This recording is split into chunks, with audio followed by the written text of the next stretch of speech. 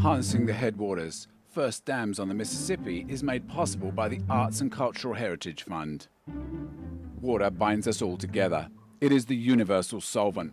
Water is one of the few factors in common for all life on our planet. Here in north-central Minnesota, the Mississippi River is a twisting, turning thread that ties us not only to our geography and our environment, but our history, our past, and our future. Harnessing the headwaters of the Mississippi with dams wrote our story as Minnesotans. The power of the great river that drove 19th century commerce in the Twin Cities fed and built a new nation. Doing so displaced indigenous peoples and changed the landscape and lakeshore for wildlife. But with time came adaptation. Come along with Lakeland Public Television and explore the times and tales of these first dams on the Mississippi. The U.S. Army Corps of Engineers, the federal agency that created these first dams on the Mississippi, still manages these structures and the reservoirs they have created. We met with Patrick Mose of the Army Corps of Engineers at the current concrete structure at Big Sandy Lake, northeast of Aiken, Minnesota. My primary responsibility is to inform and educate the public and the taxpayers, for that matter, what the Corps of Engineers is doing in their backyard. We have a lot of responsibilities. Obviously, one is dam safety. With that encompasses obviously water safety. I'm constantly reminding people to wear their life jackets while in the water.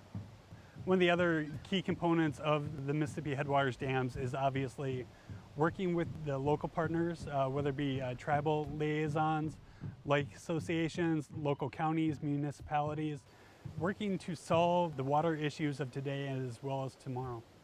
I don't think you can quantify any of the dams as being more important than the rest. They all were designed to work in concert. So the 6 reservoirs that we do continue to maintain, they all have their unique charm. It was once told to me that if you visit each of the reservoirs and stay a while, you're going to find one that you love and you'll treat it as your home and you'll never go back to another one. And it's so true. Cross Lake is my personal favorite because I have a family with a little girl, just because it has a great recreation area. Winnie is very remote. Huge cedar trees line the park, just beautiful. Leech is the same way. Leech has access directly to the lake. So if you have the fortunate pleasure of owning a boat, you can park it in its own little bay area and be able to take that directly to the lake where you can catch, a trophy muskie. And then, you start looking at Gull Lake. They're known for walleye fishing. There's some pretty well-known resorts on the Gull Lake chain of lakes as well. Whitefish chain of lakes is no different. They all have their unique characteristics. We invite everyone to visit and share.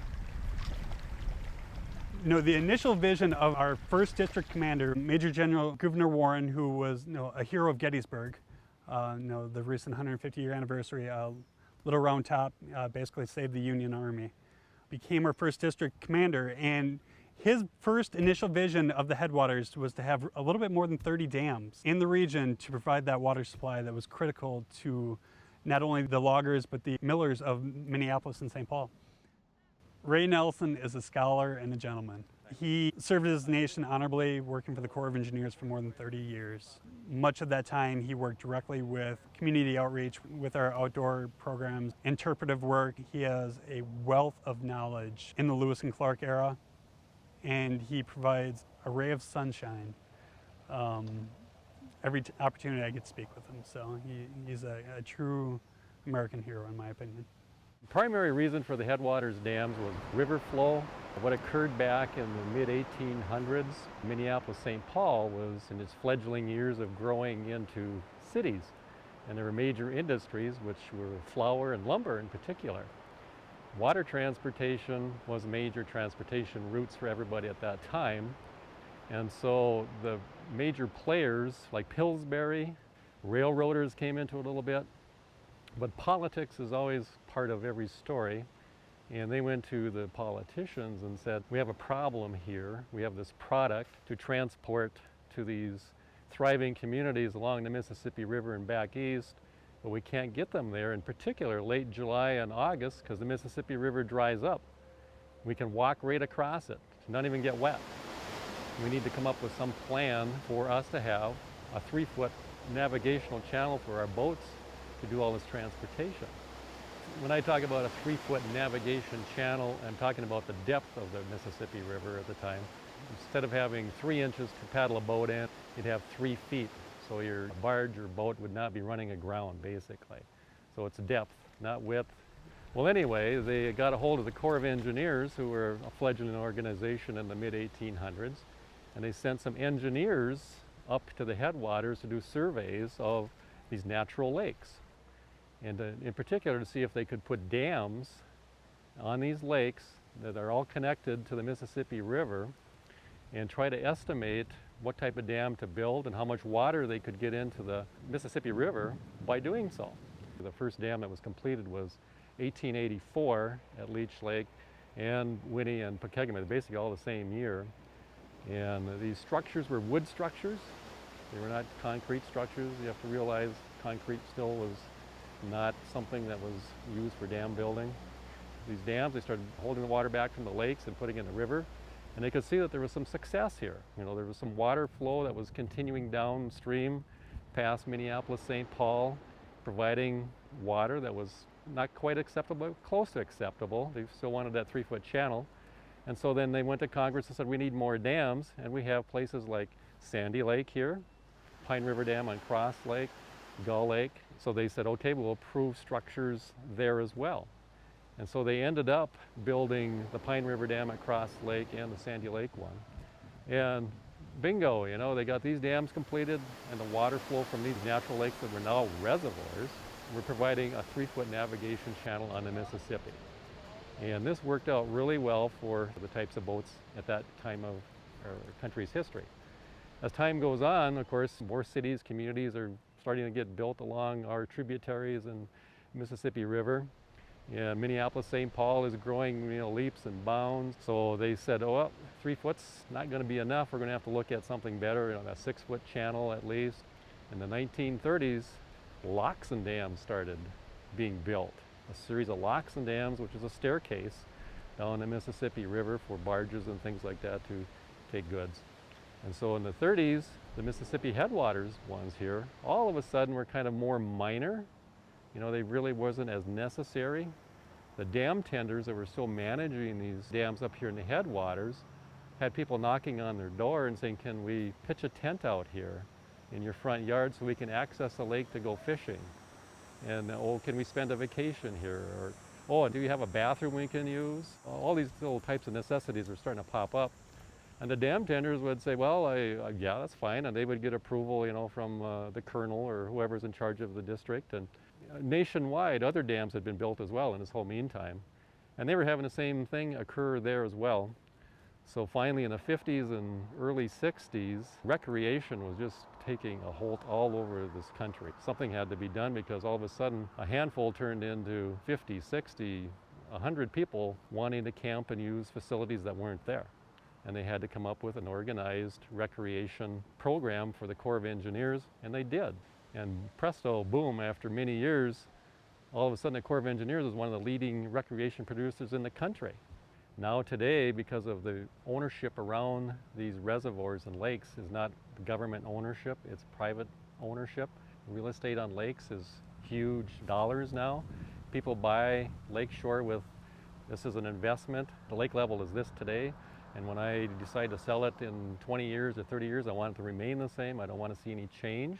The dams are important to a lot of people that built homes with the understanding that this was going to be this way for perpetuity, basically, for as rest as they lived and their grandchildren would live, you know, be able to have the same thing. And so then the Corps tries to manage that summer band for the entire year and keep nobody flooded anywhere if possible.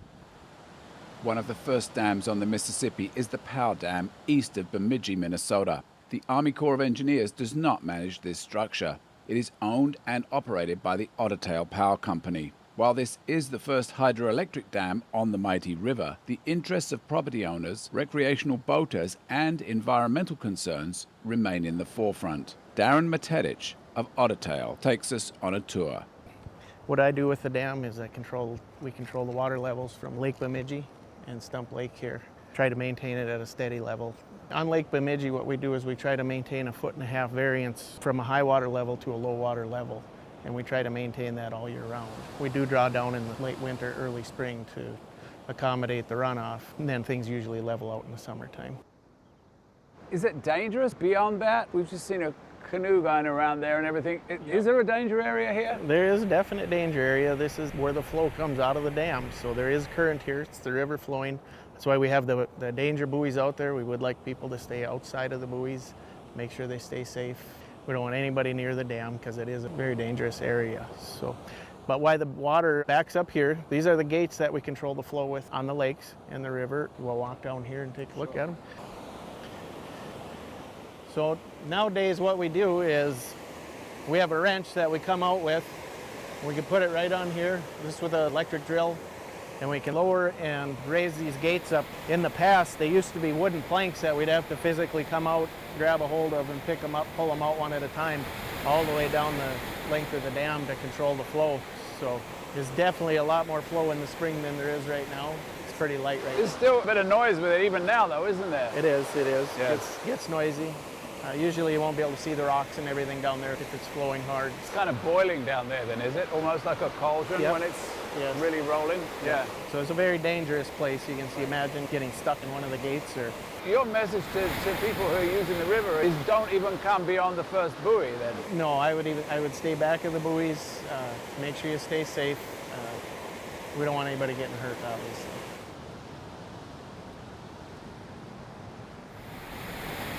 If a person wants to portage around here, how would they do that?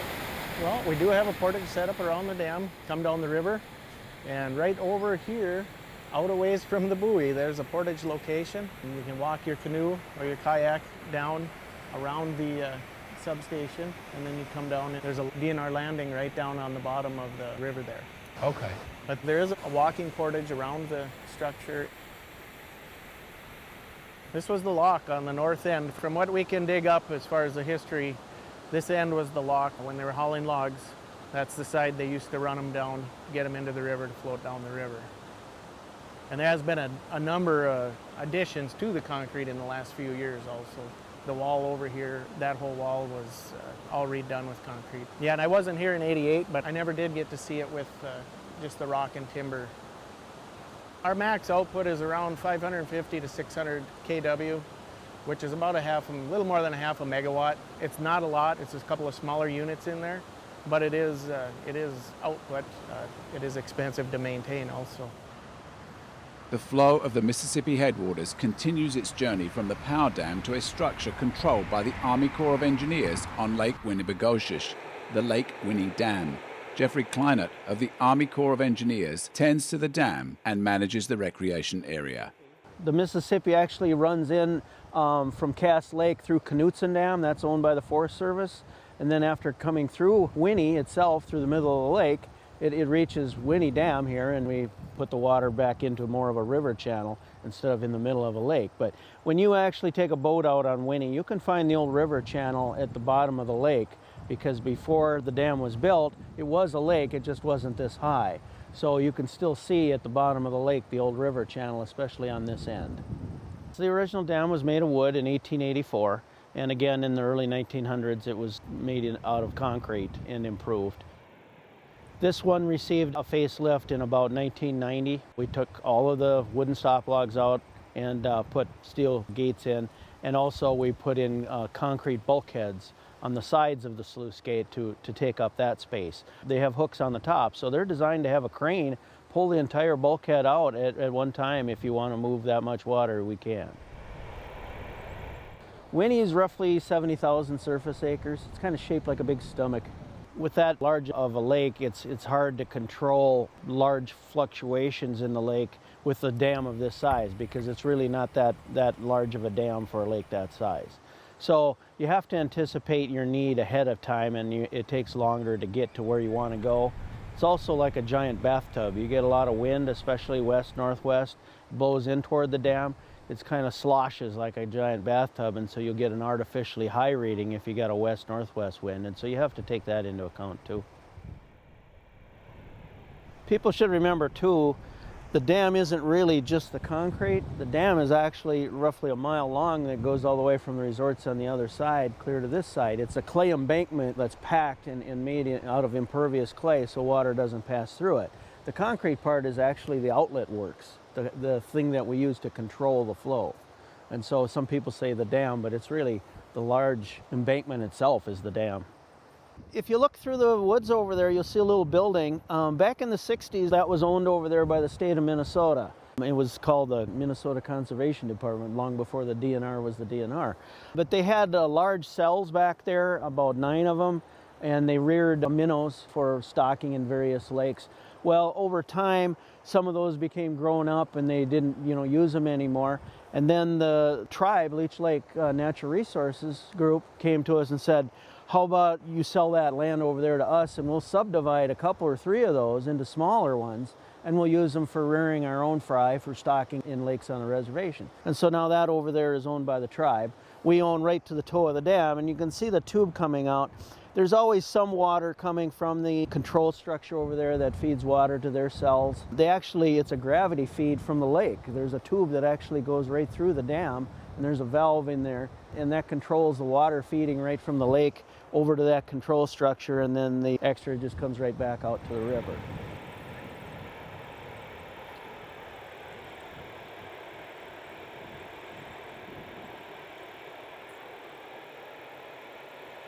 Below Winnie Dam, we have a day use area. We have a picnic shelter that people can have a group picnic in. We have picnic tables and stand-up grills if they just want to have a small picnic with a family. We have playground equipment and a brand new fish cleaning station for people to clean their fish. There's 22 campsites with electricity. We have running water and a dump station for them to dump at the end of their stay. I guess I'd just say that Winnie is one of the premier walleye and perch fisheries in the world. And it's really generates our visitation for this site is mostly in May and June, centered around that fishing. Our journey continues from Lake Winnie to Leech Lake. The Leech Lake Dam is located in the town of Federal Dam, Minnesota, 8 miles south of the historic Bena Store. So we're here at the Leech Lake Dam on Leech Lake, and I'm with Tim Renneke from the Army Corps of Engineers. Tim, we're going to hear a little bit about this dam that you're responsible for here. It's operated by the U.S. Army Corps of Engineers, and it's one of 6 of the Mississippi River project, the second one constructed in the series of 6 for the Mississippi headwaters by the Corps of Engineers. Was this a difficult dam to construct? Well, yeah, the history recollects many challenges of the time because there weren't a lot of highways or roads coming up to this remote area. So even though concrete was being utilized in the late 1800s, this dam was constructed with earthen, clay, and wooden control structures because it was too difficult to get concrete up here back at the time. The U.S. government had an interest on the upper Mississippi River to raise the water levels for navigation and milling. Industrial use. I know the flour mills in the Twin Cities, St. Paul area, needed higher water to get boats further up into like St. Anthony Falls, up into that area in Minneapolis. The government first authorized the Mississippi Headwaters Project, and eventually 6 dams got constructed up here, and this was the second of the 6 to be constructed. So they did serve their original purpose, but now they're more utilized for flood damage reduction, recreation, fish and wildlife management. So now you find yourself running a recreation site, and tell me a little bit about what that's like. Well, it goes along kind of with the recreation business. The Corps of Engineers can provide services to the public through leases and concessions that the government can't provide on its own. So really what they are, they're private businesses on Corps land, on government land, to provide services. And these boat liveries would be the same as what we would call marinas today. But back in the mid-20th century, these boat liveries along the waterfront here at Federal Dam provided some really neat recreational opportunities to people from the Midwest, Chicago, Minneapolis, and all over. They'd come up on the trains and get off here at Federal Dam, and then these concessionaires, boat liveries, would take people out fishing and on launches and provide a recreational experience that, back then was very unique. And of course, it's evolved more to what we're used to today, where people have cabins and lake homes and And so the economics of that business has changed a lot since then, but still today Tonga's launch service still exists here on the waterfront, providing boat launches for people. And it's really neat because when you see their business, it still brings back the memories and the history of the good old-fashioned mom and pop resorts and that up north Minnesota experience that used to, or still goes on, but really took off, decades ago. So as far as I know, these boat liveries, these concessionaires here at Federal Dam were the first in the Corps of Engineers. Leech Lake Dam and the community that reflects its origin, Federal Dam, have a veritable cast of characters in their local citizens. Russell Legoo, a lifelong resident of Federal Dam, recounts some living history for us. Legoo has tales from his youth, working at Leech Lake Dam's businesses, including his father's boat livery. Well, there used to be 6 or 7 of them down here. And my dad owned one way down at the end. And they all had business. It wasn't like it is now. There was people on them boats. The railroad went through, we shipped all the fish out. Back in them days, you could send a limit home, and then you could take a limit with you. If you were like Chicago or somewhere, we shipped out a lot of fish. And so when your dad had one of those concessions, what did you do? What was your... Cleaning fish. I cleaned lots of fish. You bet. And we got paid for it. Cyril Struce, another kid, and I, we did all the fish cleaning and packaging. We had a little box factory here in town. I used to make fish boxes for the liveries and other people too, but mostly for the liveries here. Yeah, we caught lots of fish. Yeah, the business was, there was probably 65, 70 cabins in town at that time. Opening a fish season, she was all full. There was no vacancies or anything. Same way with hunting and, deer hunting and duck hunting, same way. But gradually it just disappeared. There ain't a cabin in town now, is there? Maybe Marty's up there.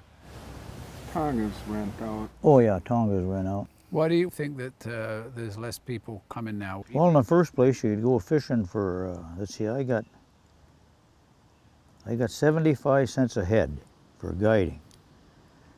And that $2.25 you'd go fishing on the launch then. Now what is it? 50, 60 bucks. Yeah, that's the difference. Everybody started getting their own boats and motors. Fishing never deteriorated or nothing. It was always pretty good back in them days. August was a tough month. The water level management's obviously a year-round job. The one thing people should really grasp onto, water connects us to everything. If you're talking fisheries, people love to fish, hunting, waterfowl, wild rice management, it's all linked to the water. And I know Native Americans knew that, centuries ago. And it really is true today. So I really enjoy the water level management part of my job.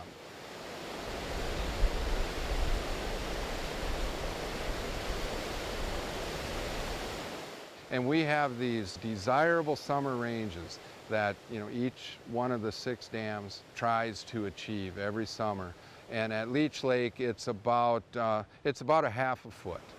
You have this huge body of water with a huge watershed, and we're trying to keep it within this micro 6-inch band during the summer, which people have developed, the area around the lake have become accustomed to, and we do our best, but Mother Nature's still very much in charge of how successful we are at operating during the summer with that desirable range. But make no mistake about it, Mother Nature's still in charge.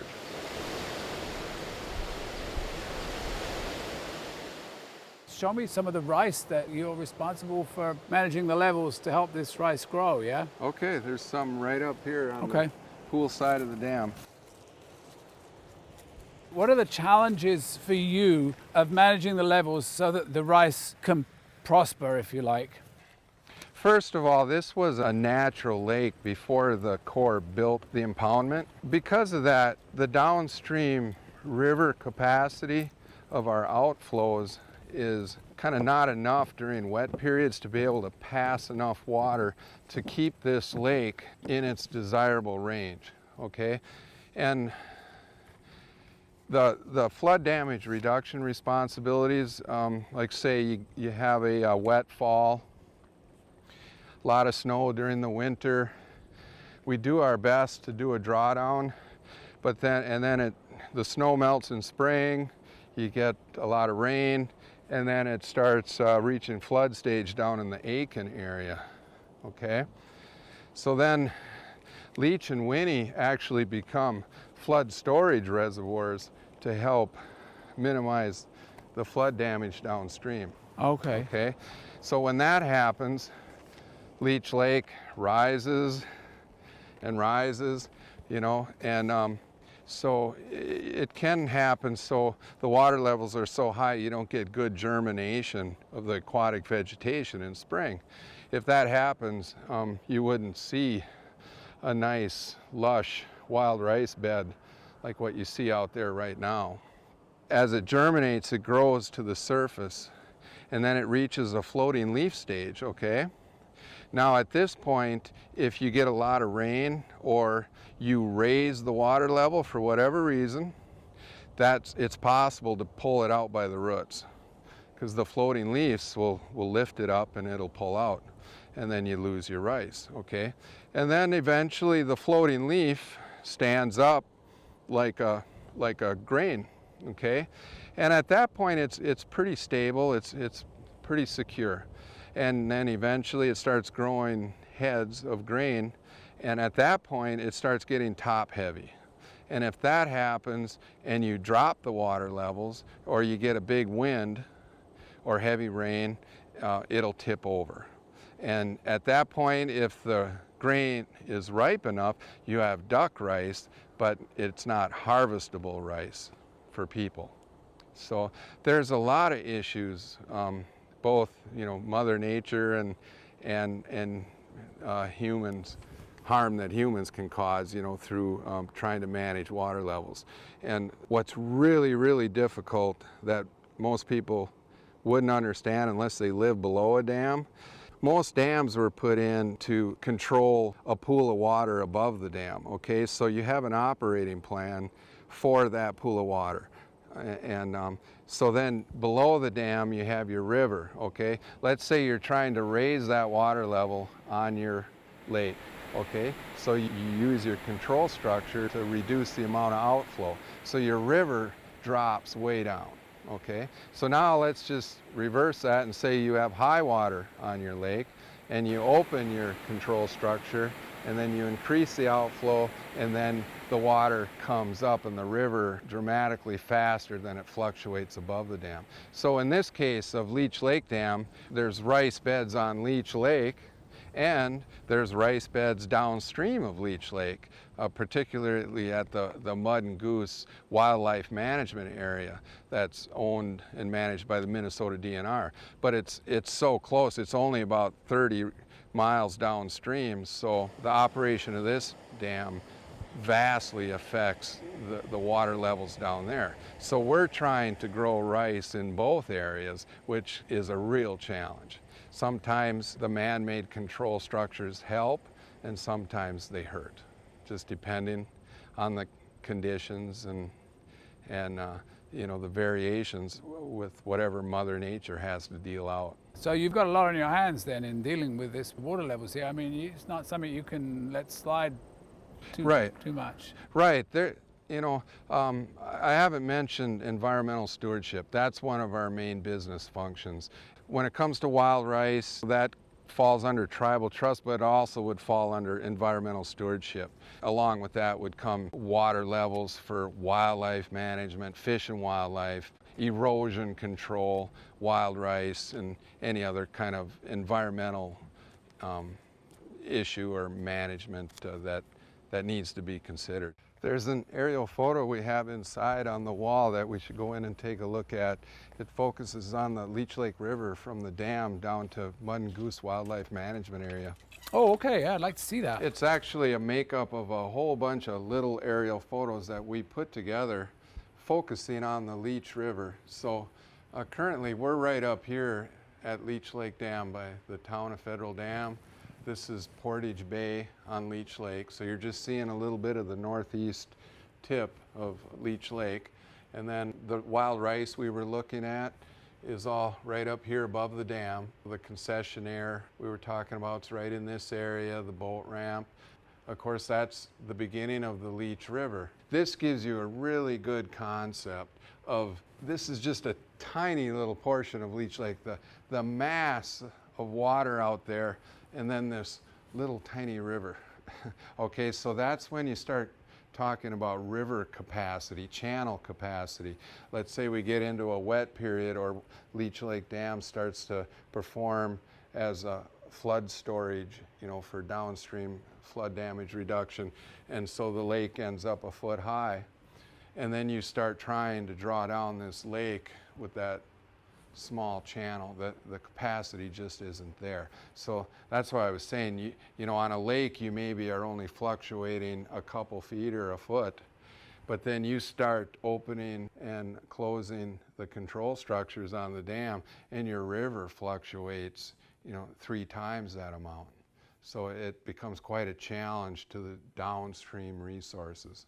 What's really neat, you see how some of these oxbows that exist, and then how some places it's so straight. Now look at the remnants of these oxbows. This river back decades ago was actually dredged and straightened to try to increase the flow, increase the channel capacity, you know, to be able to get water downstream faster to help in the management of Leech Lake. So from an environmental standpoint, straightening the rivers, that's very unnatural, and it's not good for wildlife and water quality and things like that. So that's something that's, you know, changed from when they originally built the dam. So that was done in a different age when perhaps we didn't have as much understanding of those things as we do now. Right. I think now there's actually interest to try to restore some of those oxbows and the natural function of the river. Further down the flow of the Mississippi headwaters, we reunite with Jeffrey Kleiner, dam tender at Lake Winnie and also tender of Lake Pokegama's Dam near Grand Rapids, Minnesota. I've been operating since 1988, so roughly 25 years. The dam originally was built in 1884. It was made of wood back then. It was changed into concrete in 1904, and even today in 2013, most of the concrete in the dam is still the concrete from 1904, so it's over 100 years old. But of course we do improvements from time to time and change things, and so just a couple of years ago we improved it by adding more steel gates where we used to have wooden logs stacked up that we had to remove one at a time. Now we don't have to do that operation. We can use electricity and move those gates up and down as we need to. They're individually controlled. I can operate one or more than one at a time if I need to. There's 14. One of them is larger than the others. It actually has 2 stems because it's on what used to be the log sluice. Back in 1900, they actually moved some timber through the dam, and that particular bay has steel plates on the sides downstream so that when logs went through, they'd, you know, bash into the walls of the opening. They wouldn't damage the concrete. So that particular bay has a larger gate than the others. April, May is pretty busy, and so we do a lot of gate changes then. We look at the storage capacity of the reservoir. Obviously you don't want to operate it at the full height, or then you have no room to store. And so you take into account what normal level is and how long you should be at that level. And then of course you have to make room for the spring runoff, and so in the fall you're drawing down. And different lakes have different drawdown schedules and different amounts. Pokegama we draw down 3 feet over the course of the winter. Winnie we only draw down 1 foot. Of course Winnie is a lot larger lake, and so you have a lot more volume in that 1 foot. Winnie's about 70,000 acres. Pokegama is roughly 12 to 14,000, right in there. But Again, it just depends on the amount of precipitation you have and how much adjusting you have to do. One of the dam tenders, the early dam tenders, said he knew he had the settings right when the number of complaints upstream equaled the number of complaints downstream. Yeah, Pokegama has pretty much the same operation schedule since it started. Winnie actually was dropped a foot back in, I don't have the exact date in my head here, I want to say late 60s, early 70s. When that lake gets high, we'd get some erosion issues around the Winnie shoreline, and so it was decided to lower that permanently a foot. But Pokegama has stayed pretty much the same. Well, I would say the biggest difference with Pokegama versus the other dams is the capacity of water that it can pass and the fact that it's on the main stem of the Mississippi. Most of our other dams are on smaller rivers that flow into the Mississippi. Winnie, of course, is on the Miss, but it's a very small control structure. It only has 5 regular gates and 1 log sluice gate. For a dam on a lake that size, that's a fairly small structure. This dam, I have 14 gates, and we can, with normal operations, and this year in particular, in 2013, there was an occasion where we did pass approximately 3,000 cubic feet a second, which is quite a bit of water. But we do have the capacity, of course, to push more if need be.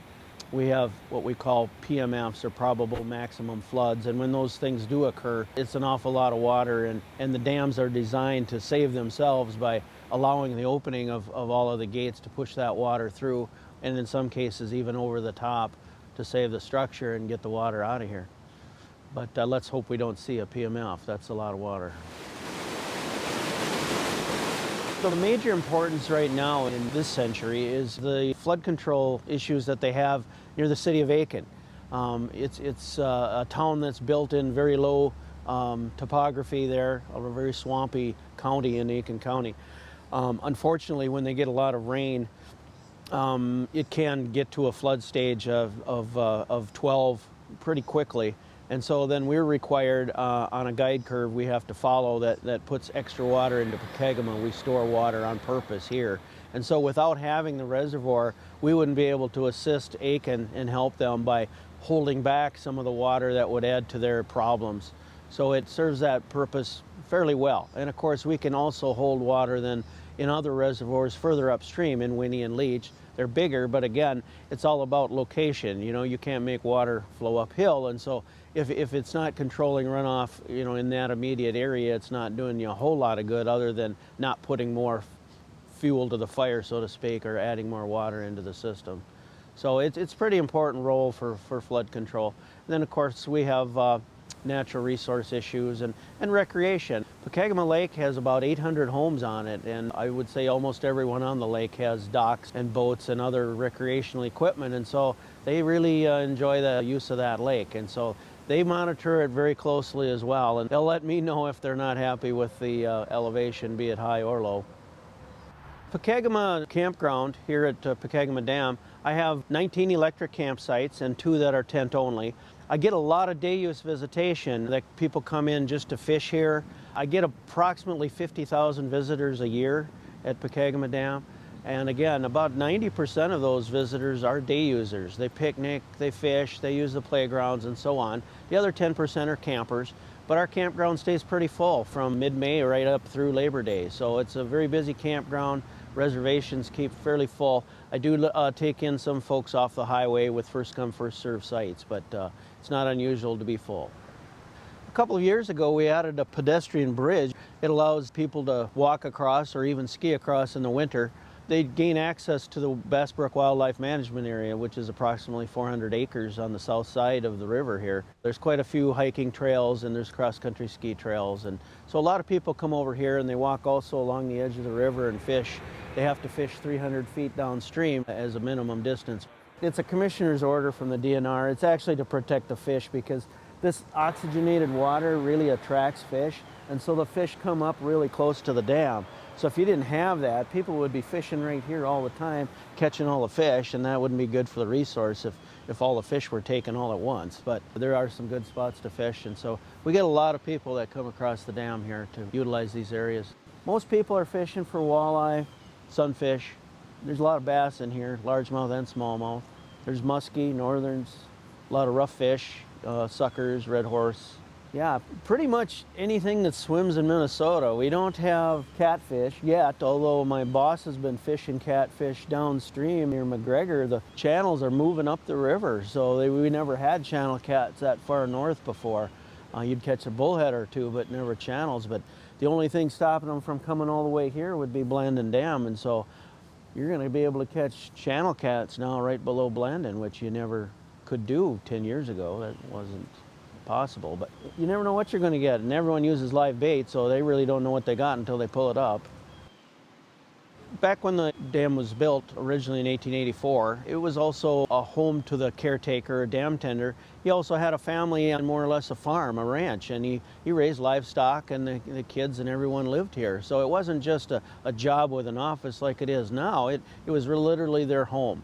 And they maintained their livelihood by raising produce to eat and livestock to eat and so forth. So it was more or less a farming situation. Up until about probably the late 1930s, 40s, it was more or less a farm.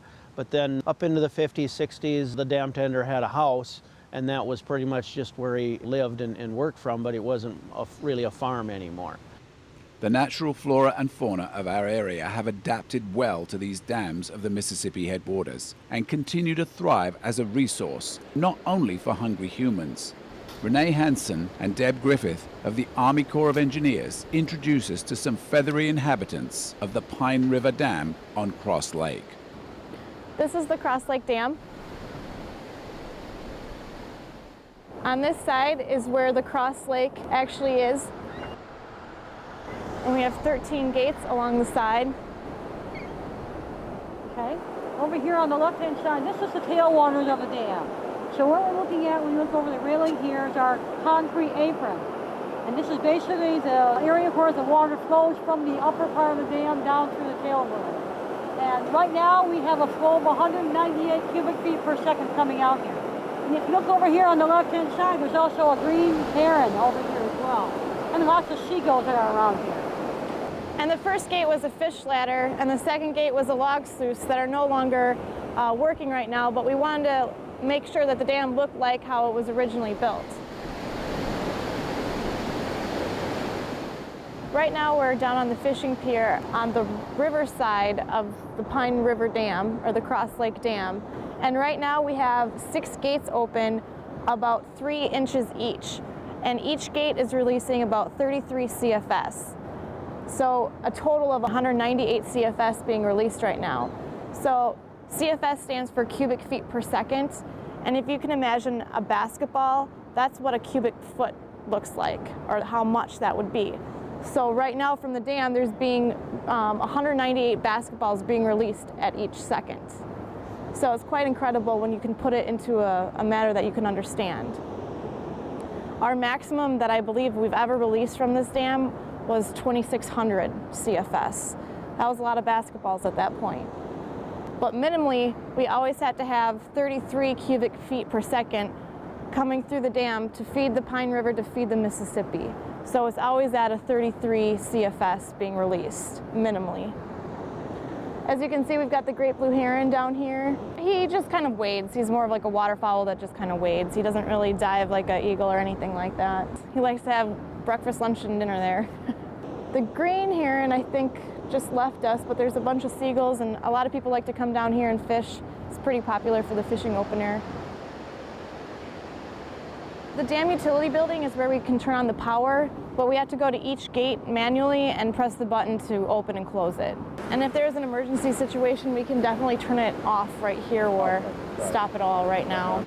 So here we have the stone wall, which is the main embankment through the campground. And this is about a 3-foot wall, but then it also goes down an additional 16 to 20 feet. Now those aren't individual rocks, it was a cast, and they individually painted each rock to kind of make it look like a stone wall. The history of these reservoir control structures is just as diverse and deep as the waters they harness. Ray Nelson relates a small splash of history at the Sandy Lake Dam on Big Sandy Lake. Sandy Lake is one of the unique dams and sites that the Corps of Engineers manages.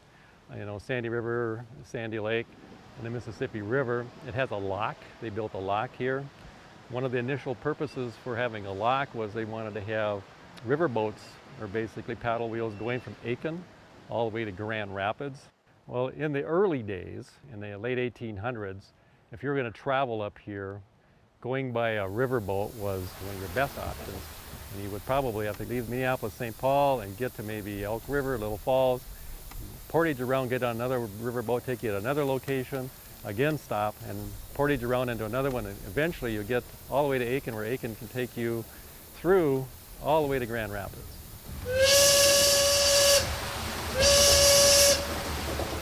There's always these obstructions, like at Little Falls. Again, there's an area there that would basically have to be portaged around.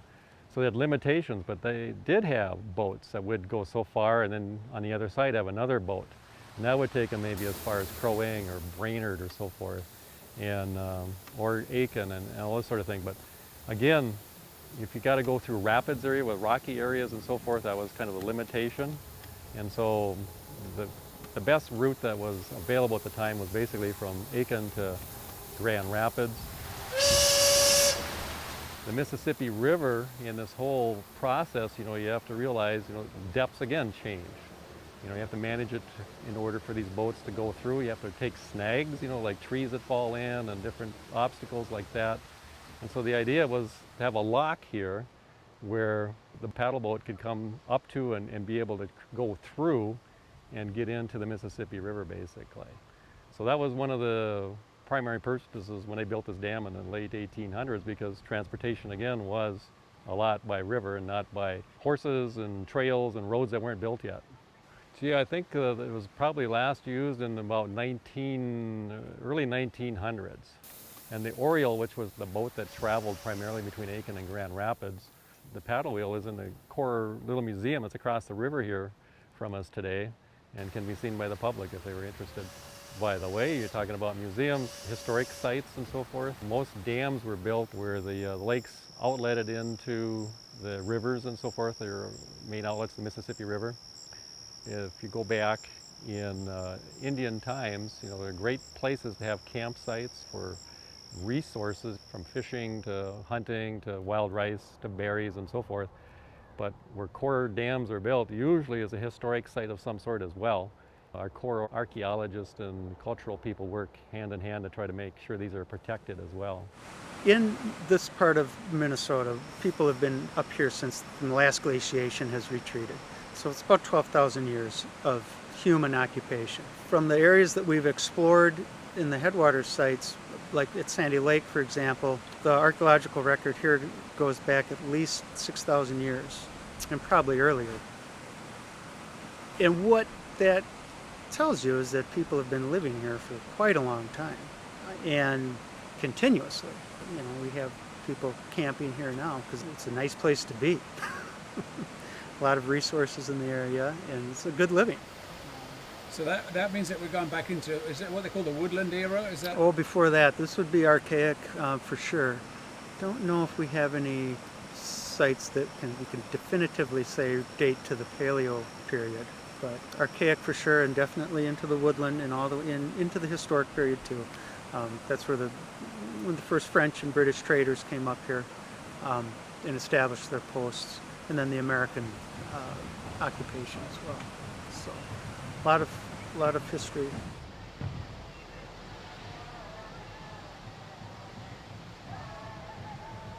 Those concrete structures, by the way, this is a climate here in Minnesota where you have extreme differences of temperature from 50 some below zero to 100 degrees in the summertime.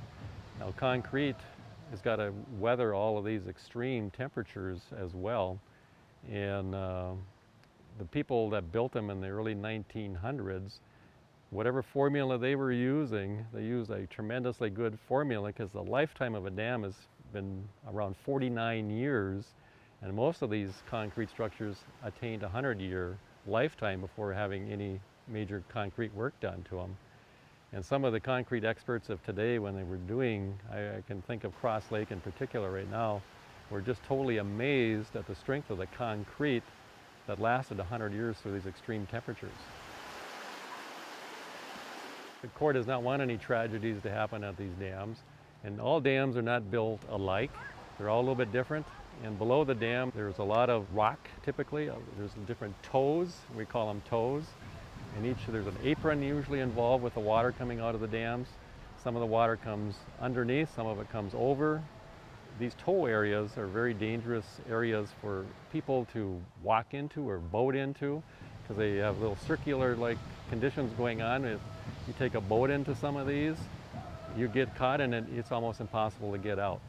Some of these are like what you would call very high head dams with a lot of water, a lot of cubic feet per second coming out, which a typical human being has no physical abilities to ever survive that. So many feet has been prescribed down from every dam for people to stay out of for their own safety purposes to try to protect them from that. And the Corps of Engineers staff, rangers in particular, will try to abide by that. And a lot of it is via signage. Some of it has actual barriers across, be it be buoys or whatever. All dams are a little bit different. If you get down by Minneapolis, St. Paul, you'll find locks and dams and so forth, huge buoys where people are to stay out of, with an area on the side around these locks and dams for recreational boats and barges to go through to get locked through safely. There's a process. People who are traveling or boating on these areas should know the rules for sure. And if they're on a reservoir, they should see that by large signs saying stay out and for your safety purposes. So. Safety concerns for those who find rest, relaxation and recreation at these areas remain foremost in the duties of those who tend the dams. Mary Kay Larson remains vigilant at Gull Lake Dam, not only for visitors' safety, but also for the varying levels of the reservoir. Well, I've been here for 25 years, and so a lot of times we go by history because there's just many different variables. There's just no set pattern or set elevation. Well, we coordinate with our district office, which is in St. Paul. There's a lot of variables in regulation. During the normal day of operation, we take water level readings and we keep track of what those are. And then also, depending on what kind of rain we get, we take readings on lake gauges. Between our hydrologists and I, we take readings and send those in to the hydrologists in the mornings. We take a tailwater and a pool water reading, and also our lake level readings. And depending on what kind of precip we get, and depending on what kind of heat there is outside and evaporation, it all goes into coordinating what our gates are set at and what kind of discharge we are discharging at. And also during the wintertime, we take snow readings, snow surveys, and that gives us a water content, and we draw down during the wintertime accordingly. Both winter and summer recreation are of paramount importance to the people who call these waterways home. The dam's current purpose is regulating and maintenance of water, though the exact workings of this process remain a mystery to visitors and residents alike. A lot of times the area residents don't understand what really does go into that. Many of them believe that it's dropping 5 feet or that sort of thing, and it just depends on their shoreline, the elevation of their shoreline. Because like I say, we regulate the Gull Lake chain of lakes within a 3-inch band in the summer. And so sometimes that constitutes coming out in the middle of the night and making gate changes, coordinating with our on-call crane that comes out and helps us pull stop logs. And so there is quite a bit that goes into it. Where is the lake from where we're standing right now? Actually, it's right here behind us. This is the channel that goes out to the lake, and when we did build the dam in 1911, well, it was put into service in 1912, it raised the lake level 5 feet and it became a chain of lakes. So it went from the main Gull Lake to a chain of lakes of 10 lakes. So there's a lot of resorts located on the lakes, and so the lake level variations makes a big difference to our residents and also to the resort owners. So on our journey from the Power Dam near Bemidji, Minnesota to Gull Lake Dam northwest of Brainerd, Minnesota, we've encountered stories of how these water control structures affect the people, wildlife, culture, and our history. From their original design controlling navigable water levels in the Twin Cities for industry to their current task of maintaining shoreline for property owners, their mission remains important and constant. What does the future hold for these dams of the Mississippi headwaters? This section of the Mississippi, it's important to maintain the levels, but it's also important to maintain it because it does bring a lot of wildlife into the area. Because like I said before, the water connects everything. The Corps, as water control managers, have to work with Minnesota DNR on fisheries, wildlife, wild rice, the Leech Lake Band on those same issues. They have natural resource managers within their band that manage things also. I think when you talk about the Mississippi River headwaters, reservoirs, we as an organization realize the deep significance and history of these waters. While they may have originally been built for water supply for navigation in the late 1800s, the mission has changed and it's evolved into a greater one, a much more complex mission. The future of these dams, I think, is going to be here forever. And the reason being, we have valuable real estate that is surrounding all these reservoirs, these natural lakes that now have what we call an agreed managing plan, all these lake levels that we want to maintain every year. And to take a dam out totally with lower lake levels, the highest one 13 feet, the rest of them are going to be in a category of 8 foot to 13 feet, let's say. If you're a lake owner out there and all of a sudden you have shoreline that is 6 feet out and all of a sudden you got to walk 60 feet out till you put your dock in, you probably aren't going to be the happiest landowner around. And so right now, because these are natural lakes with private interest all around, I see the future of the dams as being here forever.